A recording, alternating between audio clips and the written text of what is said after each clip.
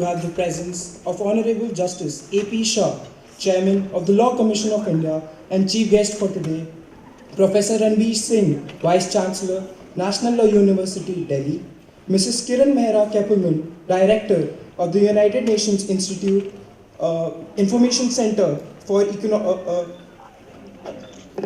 and Bhutan, Dr. P.K. Jain, Librarian of the Institute of Economic Growth and President, SLA Asian Chapter, in the Librarian Information Professional Summit 2015. It gives us immense pleasure to host participants from across the country in this endeavor of learning and growth titled Transforming Dimensions of IPR, the Challenges for New Age Libraries. I now request the dignitaries on the dais to flag off the event by lighting the lamp, please.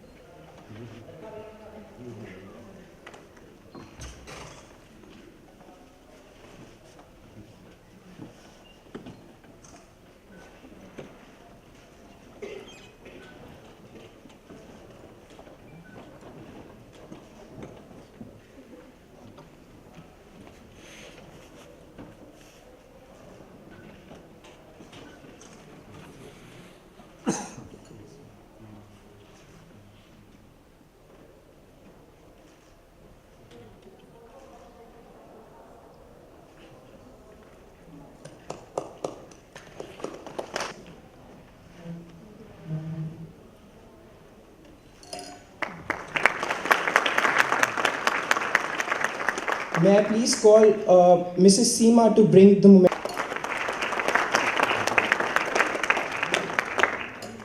I now request VC Sir to please present the memento to Dr. Jain.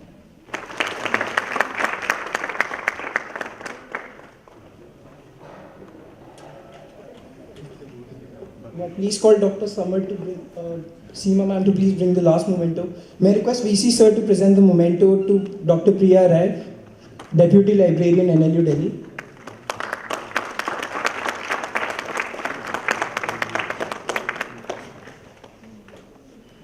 I now request Vice Chancellor Sir to please welcome the audience. A very warm welcome to Honorable Mr. Justice A.P. Shah, Chairman Law Commission of India, Chief Justice of the Delhi High Court, and the former Chancellor, National Law University, Delhi. For me, it is very important to introduce him as the former Chancellor of NLU, Delhi, when he was the Chief Justice of the Delhi High Court. Mrs. Kiran Mehra Keppelman, Chairman, UN Information Center for India and Bhutan, Dr. P.K. Jain, Librarian Institute of Economic Growth, New Delhi, and the President, Special Library Association, Asian Chapter, Professor Vivekanand, my very old dear friend, the Chair Professor on IBR at Nalsar University of Hyderabad, Dr. R.K. Chanda, Additional Secretary, Parliament of India, Mr. Viplav Bakshi, Educational Consultant. I also welcome my Deputy Librarian who has placed everything in place, Dr. Priya Rai, who is the Organizing Secretary of the conference. A very warm welcome to all officers of the Society of Library Professionals, Special Library Association, Asian Chapter, United Nations Information Center of India and Bhutan, as well as the chair, co-chair, panel, library professionals and participants. Welcome dear students. We have vacations, but I'm sure some students must be here. Faculty and staff of the university, I see many of them sitting on the left side. All sponsors, especially, we have a lot of well-wishers, those who have sponsored this event. Distinguished guests, ladies and gentlemen. The current intellectual property landscape in India is presenting moderate challenges for new page libraries. Increasing signification of intellectual property law generate a growing need to understand phenomenon and to discuss issues surrounding precarious aspects of IPR and copyright issues. But the biggest problem which we face in India is the other way. Other day we had a meeting with the HRD, the Honorable Chief Guest. We have almost 19 chairs on IPR in this country. And if you frankly ask me how many chairs are really functional, it will be anybody's guess, except 2 or 3 chairs. We have chair professors in IITs and IIMs. They have nothing to do with law at all. They are people from different disciplines just occupying the chair. There is no research, there is no program as far as IPR chair is concerned. The most vibrant chair which I can see around is managed by Professor Vivekanand, who is also with us this morning, the chair on IPR at the Nalsar University of Law, Hyderabad. We have some very meaningful work in terms of research, in terms of training is being done. In spite of the fact that IPR being a very important subject, I am reminded of my days when I was the Vice Chancellor of Nalsar, Hyderabad. Some students came to me and said, "Sir, now we'll be in third year, and third year we must study IPR because IPR is very important." And jokingly I said, "It's a wonderful idea, but can you do one thing for me?" And it really happened. And he said, "Sir, tell us, we'll do anything for you." I said, "Bring a teacher of IPR who can teach you." So now, fortunately, we have teachers, but still we have problems. When I go for selection committees, there are still areas in law where we do not get very good faculty. And we have been struggling in the law schools to get best of faculty now. And IPR is no exception to that. NLU Delhi by design, we decided when we recruited the new faculty, we have a very fine mix of very senior people. I was just sharing with Justice Shah that I have 4 ex-vice chancellors teaching at NLU Delhi: Professor Jai Govind, Professor M.P. Singh, Professor Sachidanand, and Professor Bakshi. He is also a distinguished professor with us. Professor A.K. Kaul was to join us. He went to America, otherwise there would have been 5. And apart from that, then a very young team of teachers, those who have come from good, very prestigious institutions like University of Delhi. They have come from, they have done their LLM from Oxford or Cambridge or Yale or LSE or NYU or Washington.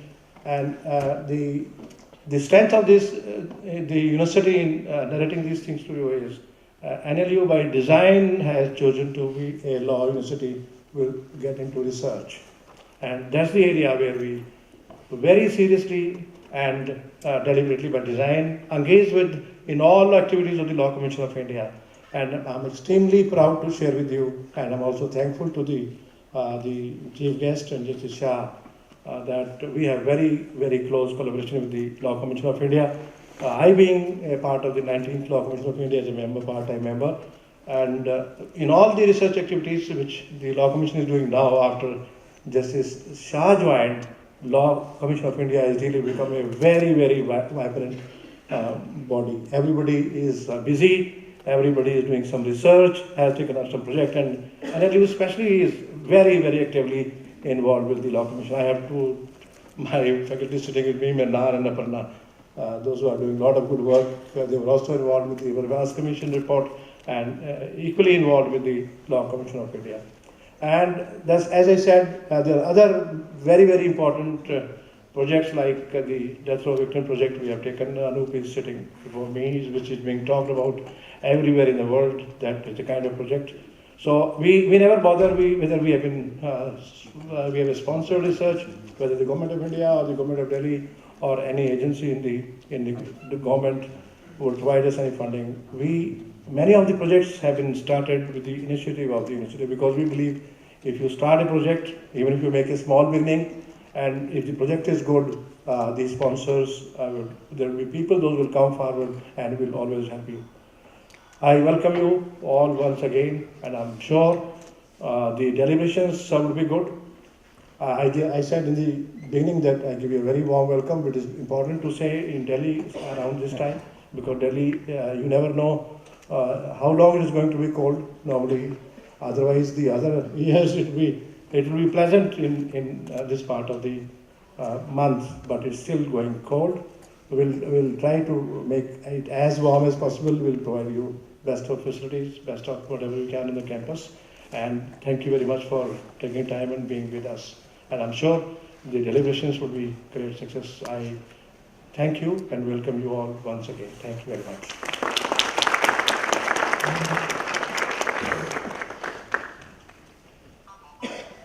Thank you, sir.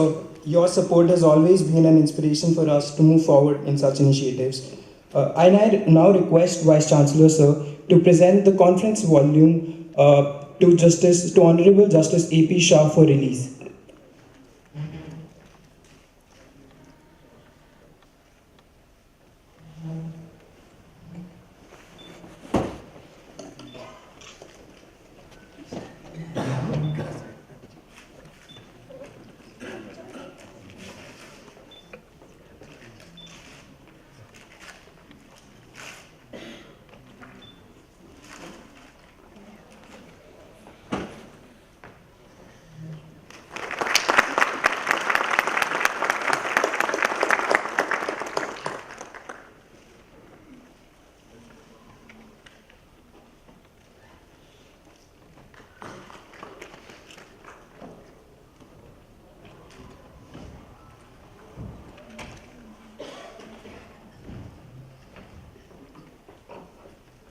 We now request Dr. P.K. Jain to present the conference briefing.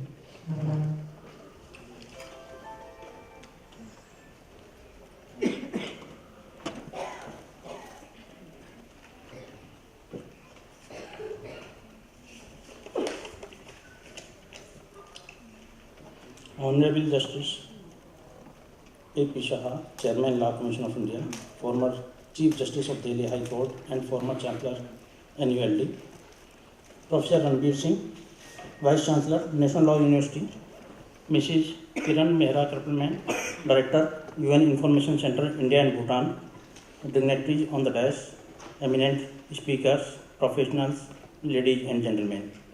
A very good morning and welcome to all of you.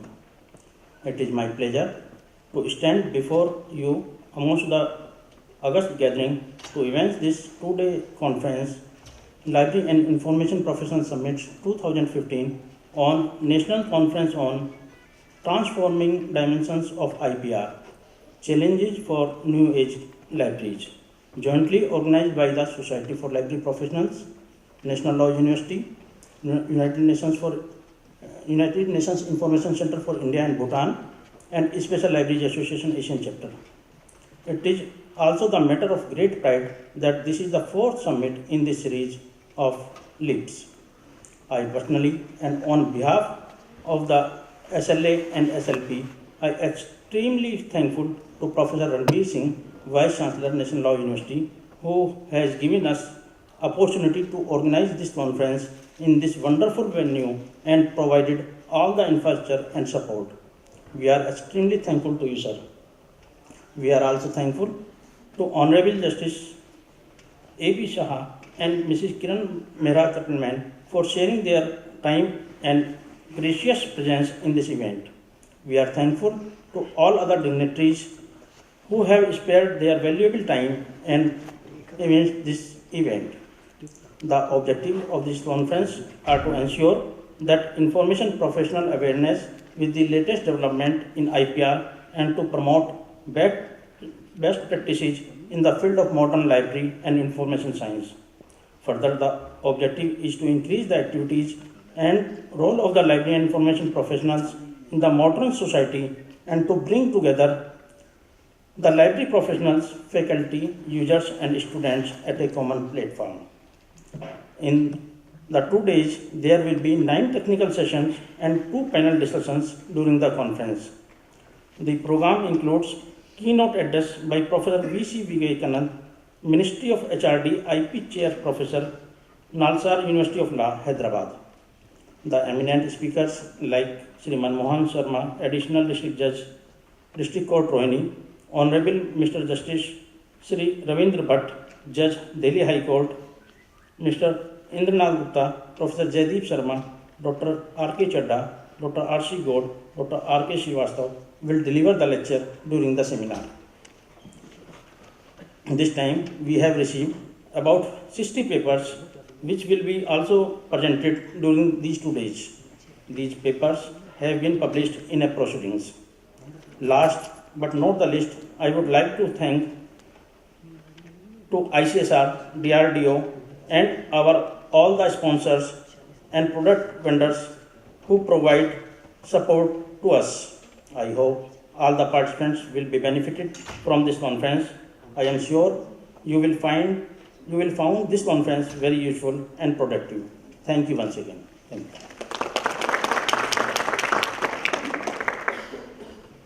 Thank you, sir. I now request Mrs. Kiran Mehra Keppelman, Director of the United Nations Information Center for India and Bhutan, to deliver her address, please.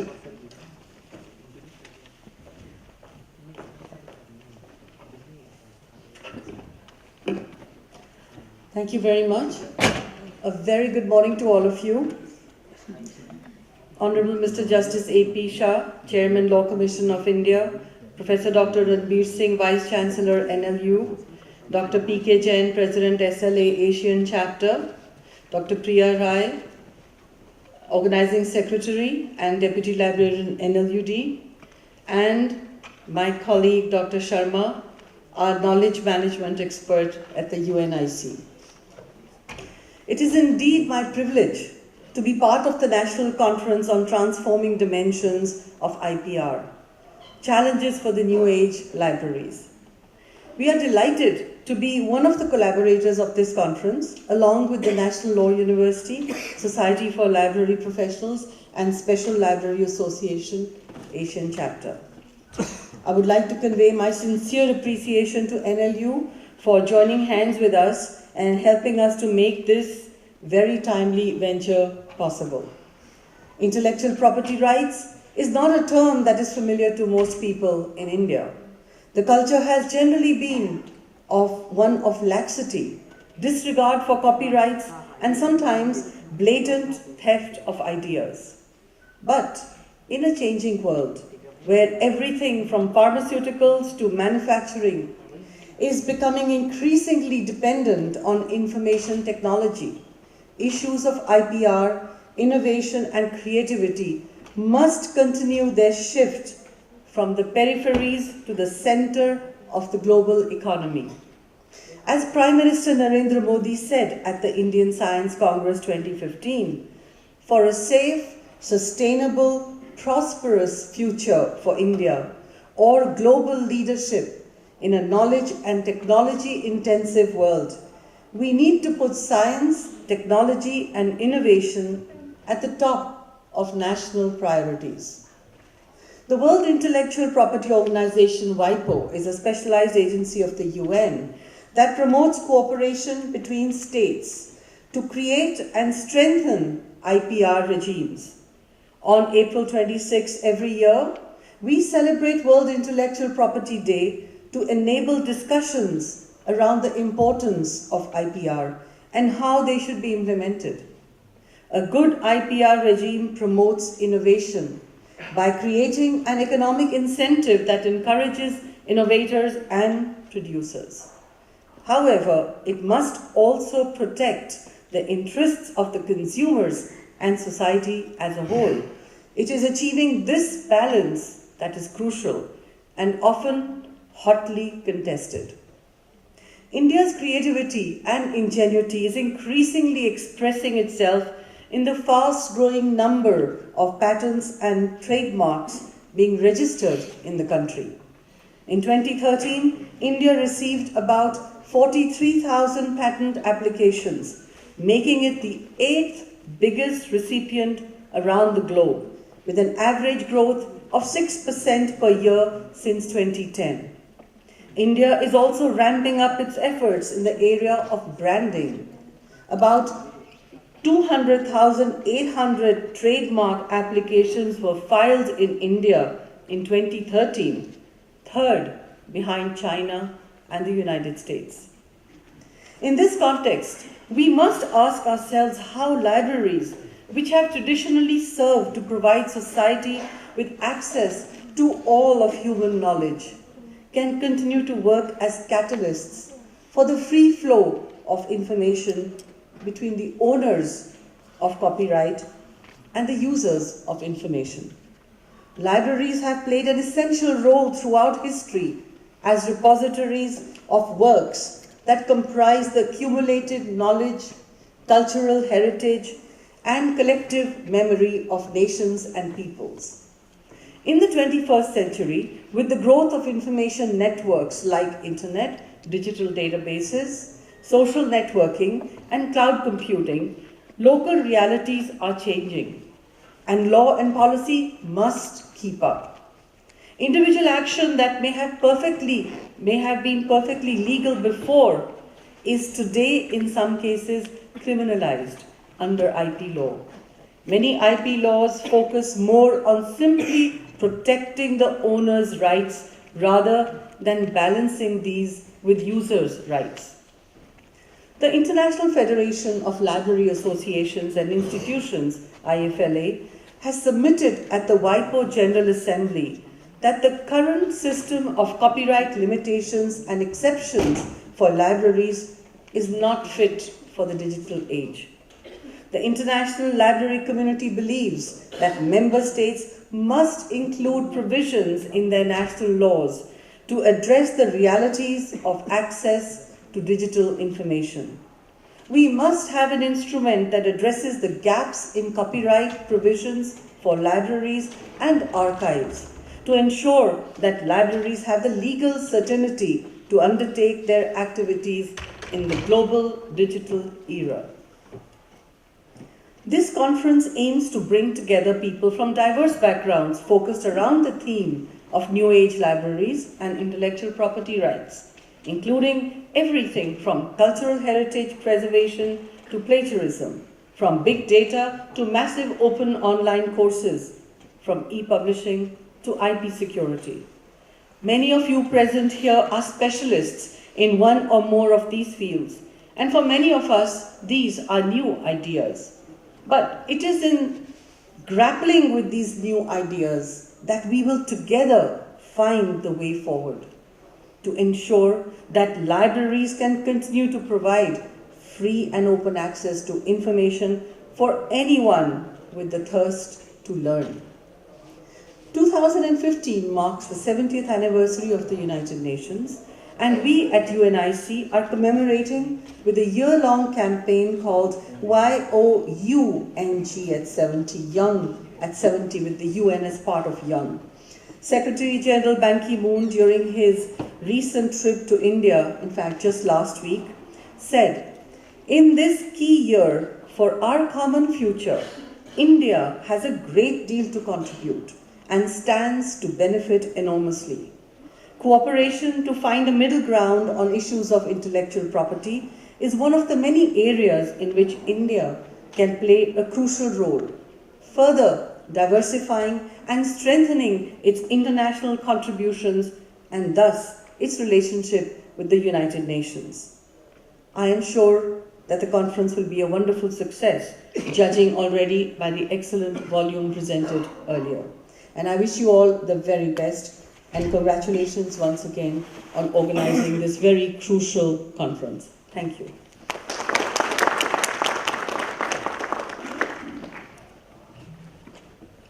Thank you, ma'am. I now request Honorable Mr. Justice A.P. Shah, the Chairman of the Law Commission of India, to please deliver the keynote address.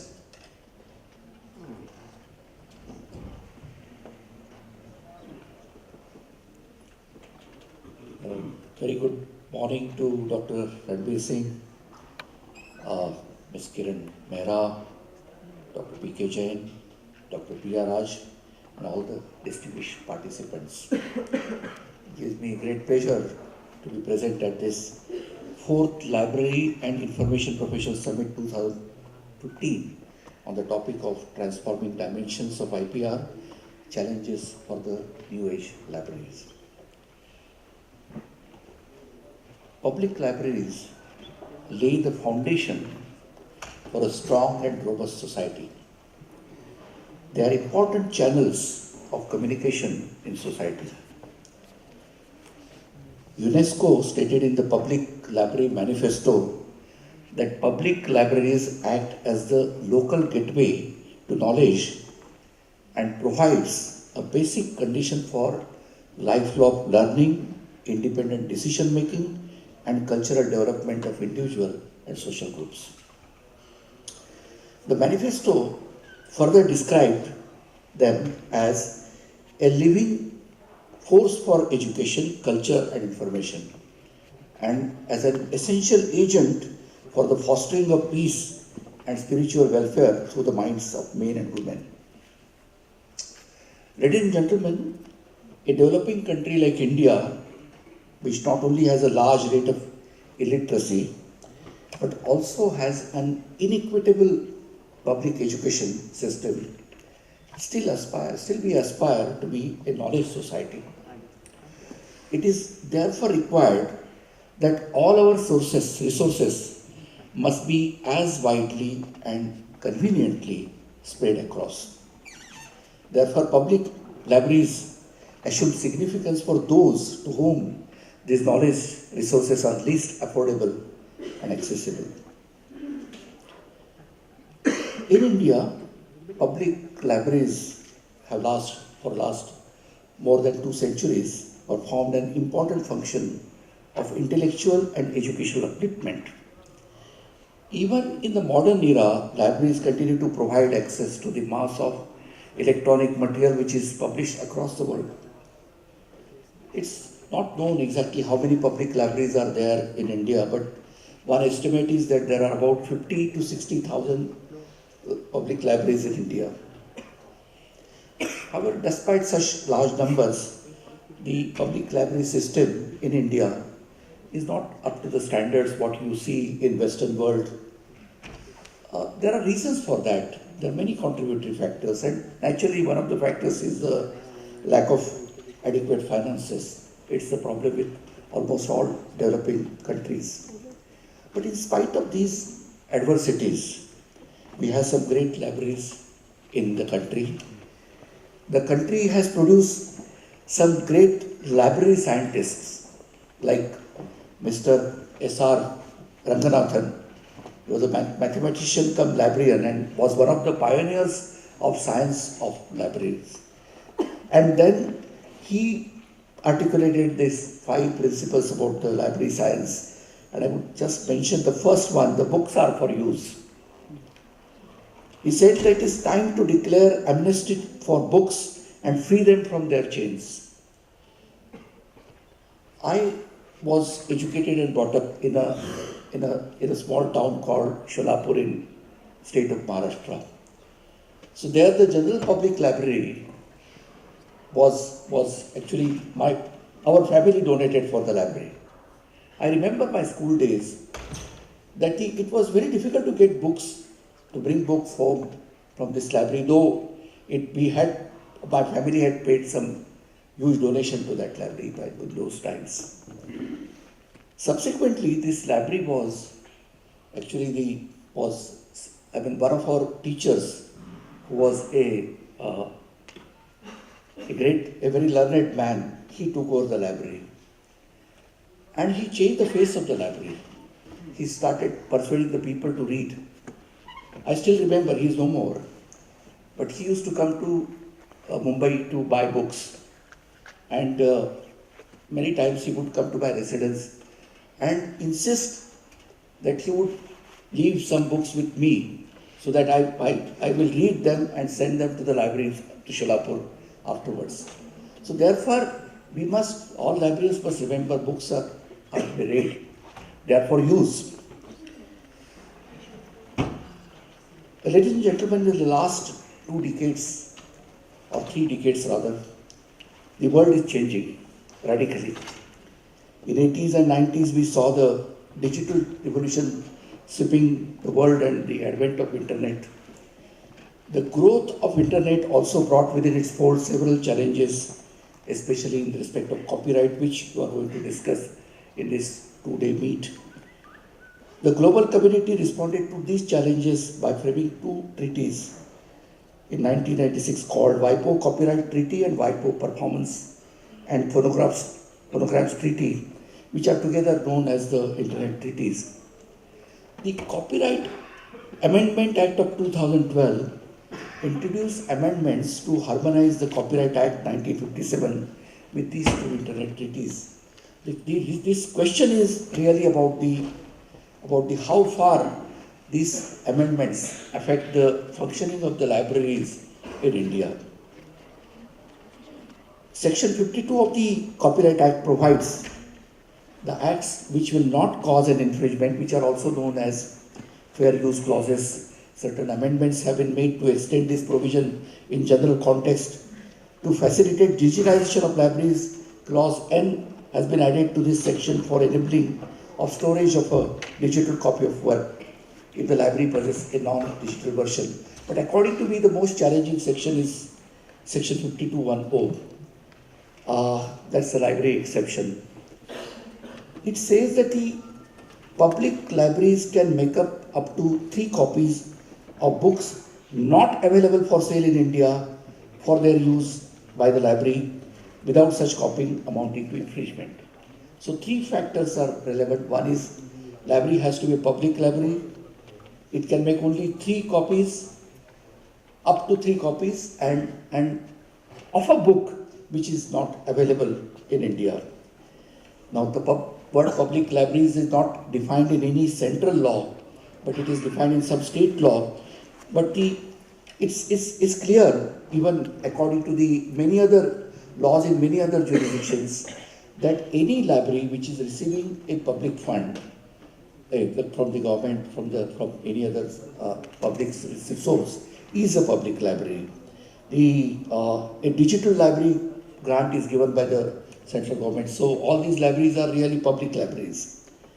The word copy is also now defined to mean that this will also cover an electronic copy. So it covers both. The use of libraries is no longer limited to archival uses only. The part which is problematic is not available for sale in India. So what is not available? There are books which are available for sale in India, which are costing, say, 3,000 rupees or 4,000 rupees. Are they really? Can you say that they are available in India? That's a real issue. Mr. Prashant Iyengar, in his very elaborate article, he gave a very interesting example of a Harry Potter book. Harry Potter and the Deathly Hallows was retailed in India in 2007 at a price of rupees 1,080. This represents, this price, about 2.4% of India's per capita GDP. Take the same book sold in America, that is costing $35 in United States. That represents 0.0008 of per capita GDP in America. So just imagine that for Indians to buy a book, you go to any bookstall, you go, the books are so expensive. So really, for an average Indian, for a person who wants, any citizen who is really keen to enhance his knowledge, public libraries are the best source for him, which is affordable. And finally, Dr. Ranbir spoke about the great support given by the teachers in NLU for the Law Commission's projects. And some of the teachers are sitting here. I must acknowledge that they are a great help in the Law Commission in several projects. But apart from that, I must concede that Law Commission of India library is such a disarray today. It is one of the worst libraries in the country, I would say. We have not updated the books after 2010. So it's really lying in shambles. So for the Law Commission, the source is the books from NLU and Dr. P.R. Raj.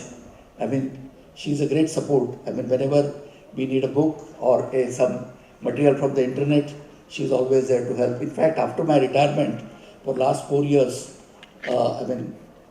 she has been helping me in whenever I need some material for study. She would be always willing to help. So I'm very happy that she has taken the lead and organized this conference on the IPR challenges, and I wish the conference a great success. Thank you very much.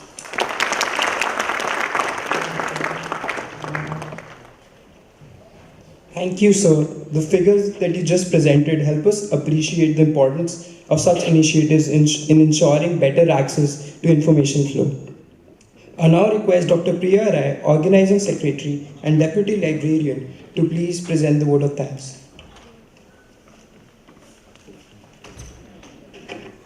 Honorable Justice A.P. Shah, Chairman, Law Commission of India, Professor Ranbir Singh, Sir, Vice Chancellor, National Law University, Delhi, Mrs. Kiran Meher Kalpanman, Director, UN Information Center for India and Bhutan, Dr. P.K. Jain, Librarian, Institute of Economic Growth, President, SLA, Asia Chapter, Dr. R.K. Sharma, and distinguished guests and delegates, my fellow colleagues, my dear students, on behalf of Organizing Committee, it is my privilege and pleasure to extend vote of thanks.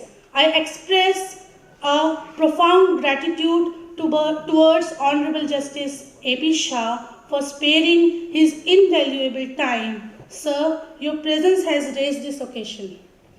May I also take this opportunity to express my sincere thanks to our Vice Chancellor, Professor Ranbir Singh, for the significance he has always accorded to this event and the guidance he has given to us at every step. Sir, your extensive support and guidance will steer the deliberations of the conference to achieve its objectives. Sir, it's your inspirations and wholehearted support that has nurtured this program at every stage and encouraged us to move ahead and organize such a conference. I express my sincere thanks and gratitude to Mrs. Kiran Meher Kalpanman, Director, UN Information Center for India and Bhutan, for all the support and for being a partner for the conference. Thank you, ma'am, for your invaluable contribution. I sincerely thank Dr. P.K. Jain, Dr. R.K. Sharma, sir, for all the encouragement, support, and guidance. I express my gratitude towards all the guests and delegates for gracing these occasions and their presence. This is a unique opportunity to come together and discuss and deliberate upon the issues and challenges in the field of IPR. We hope that the conference will look a closer look at realizing the shared vision for long life learning and understanding with new issues of IPR. I thank all the members of various committees, Advisory Committee, Program Committee, Organizing Committee, and special thanks to all my library colleagues and staff at NLU Delhi for the extensive support. We are thankful to the government sponsors, ICSSR, DRDO, CSIR, our corporate partners and sponsors, Ms. Mohanlo House, Westlaw, LexisNexis, Walter Kluwer, Taylor and Francis, Reddy Drapio, OUP, CUP, Welkman, Bilwani Infotech, and I convey my thanks to all. I invite you for a tea arranged outside. Thank you so much.